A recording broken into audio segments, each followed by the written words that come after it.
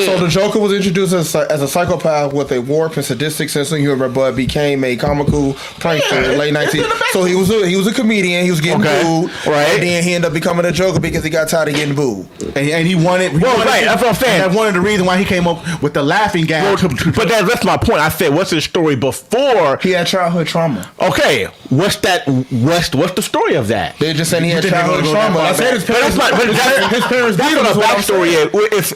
If somebody says, "What's the backstory of Batman?" You don't go straight right into say, "Oh, I'm going to talk about when he was in Ra's al Ghul and the Black Shot." You don't talk about that. We talking when he was in the alley, and his parents got shot. You talk about where did the beginning of this small seed start? But that's what he just told you about Joker. He said that's right before he turned to the Joker. No, it's not. That's not right before. So what's his age then? I'm talking about who is this person before he became an adult? Before he even got to that?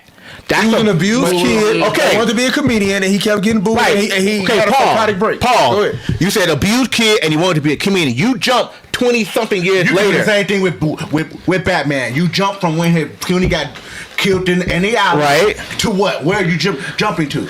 His story goes into. He lost his parents. Then he went and worked with Alfred, and then he started taking over Wayne's Corp. He didn't work with Alfred. I mean, not Alfred. Alfred took care of him. Alfred took care. That wasn't immediate. That was years. Well, hold on, not to cut y'all off. So the thing is about the DC timelines, it get kind of congested. So the thing is, the first appearance they got Detective Comics number issue 168 that happened in 1951. They said his official origin was a criminal that fell into chemicals while wearing a red hood. Then it jumps up to 1988, Batman: The Killing Joke. Yeah. Talk about I do remember that. I remember that. I remember Batman: The Killing Joke. Personal tragedy. Then it jumped to 2005.